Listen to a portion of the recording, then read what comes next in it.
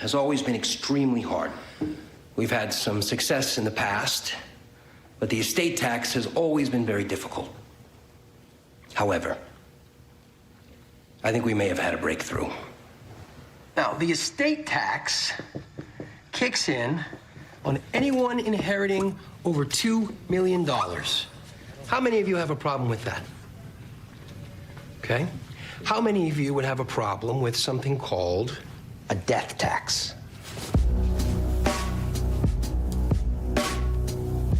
Instead of global warming, which we all agree sounds very scary,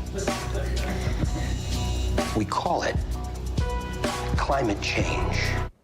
So, Donnie, we play that clip of the man playing Frank Luntz to use the word impeachment differently, which is what you're proposing this morning. Yeah, and this is, I hope if we're going to cover this, by the way, on Saturday Night Politics. There you go.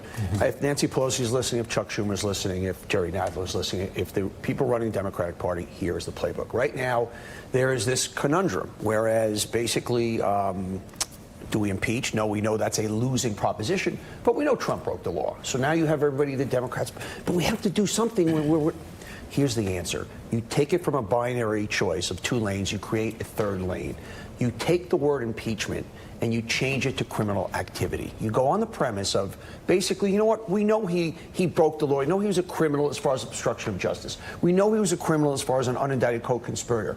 We are going to initiate and continue the ongoing Trump criminal investigations. Trump criminal investigations. Take the word impeachment away. It's a losing word. It's a 30-year-old word that does not help us. Change the discussion. Bad, fat impeachment. But even Trump says it's a disgusting word. It's a disgusting word for Democrats. Ongoing, as of tomorrow, there will be the ongoing Trump criminal investigations. It'll be about taxes. It'll be about the Southern District. It'll be about philanthropy. There's already two. You own it. Basically, we know what Mueller said. You take the W. You don't give it to him. You say, Mueller said he obstructed justice. There was criminality there. He couldn't prosecute because of DOJ. We got that. That's one. Number two, he's an unindicted co-conspirator. You make Trump say, I'm not a criminal. The word impeachment does not exist. It's the ongoing Trump criminal activity investigations.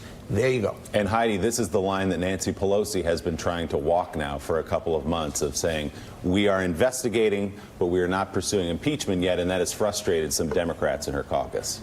I do think possibly Donnie's onto something here, Willie, because the Democrats want to have these hearings. They want to get the information out before the American people, and that's the problem, is that you can't put the cart before the horse on impeachment. What we learned from history with Watergate was that it wasn't until you actually had those hearings and you aired a lot of the information that the American people weren't familiar with that you could build that public support. And here's the thing that Nancy Pelosi is concerned about right now. Steve Kornacki had some great numbers on impeachment yesterday that showed that the public is kind of where they were right before Bill Clinton. They launched the impeachment inquiries against Bill Clinton, which was that the majority of Americans were against it. At the same time, here's what's very different about today. Bill Clinton had something like a 70% approval rating. This president's barely cracking 40, and 56% of the American people already believe that he's guilty of wrongdoing. So it wouldn't take as much of a push there once you get that information before the American people. The problem is they don't have it. And here's the challenge to your theory, though, is that how do you get the witnesses? Because this is the whole problem, and the reason why we're back to having this discussion about impeachment inquiry is that the Democrats can't get the key witnesses like McGahn, and heck, they can't even get Mueller at this point to come and recite his report before Congress. So the challenge is, how do they use those tools of impeachment, like getting the grand jury information, without calling it impeachment? No, it's the TCI. It's the word is criminal.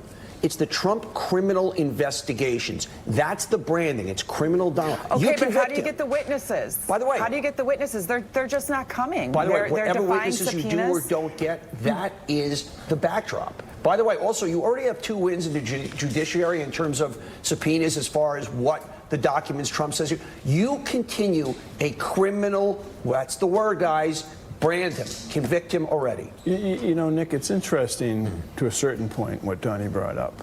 You gotta hedge But that, there's right? another word that's been missing in this, and I'm wondering if you've heard it at all from people, your sources or whatever, and the word is censure. A censure vote in the United States Senate, censuring the President of the United States for his behavior. Well, it was certainly a strategy advocated for Bill Clinton, right? There was this idea that what he had done in the White House was ugly and unbecoming, but it was not impeachable, therefore they should censure him. I think the problem for this theory of yours is Congress is not authorized or empowered to conduct a criminal investigation. It's not what they do. What they can do is conduct an impeachment inquiry.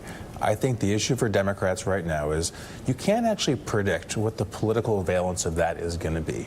And a person who tells you that they know it's going to be good for Trump or bad for Trump is lying. Nobody knows. He doesn't want to be impeached, I don't think. The spectacle of it, the humiliation, the history book marker of being a president who was impeached.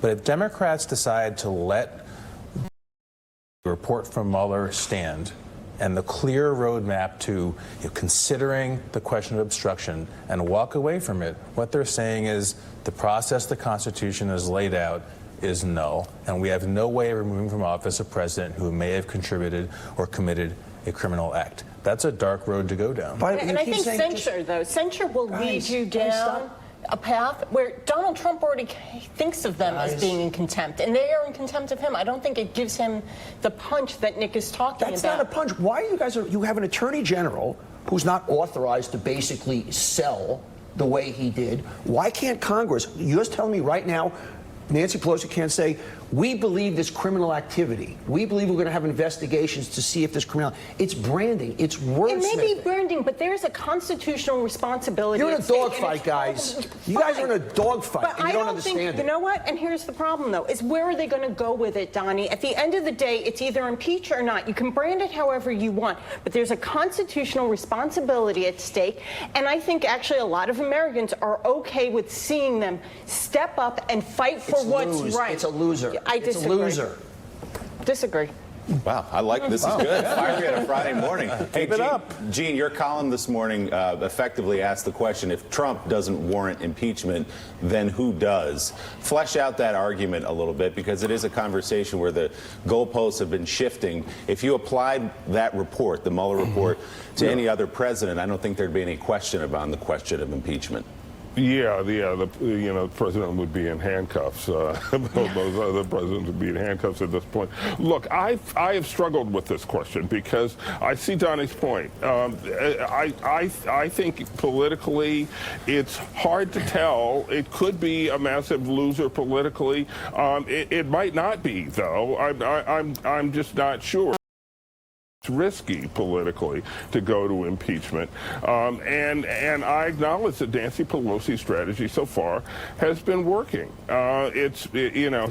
Trump's ratings are down, his approval numbers are down. He's sort of flailing against it. I don't think I agree with Nick. I don't think he wants to be impeached and go down in history as one of three presidents who was impeached. That said, I do ask the question: what do you have to do to get impeached? If there's an impeachment clause in the Constitution and it's there for a reason, if it's not there for Donald Trump, it's very hard for me to imagine, with all that he's done, not just in the Mueller report, but with all that he has done every day of his presidency, including, by the way, lying to the American people every single day about everything, which is certainly not faithfully performing his duties as president.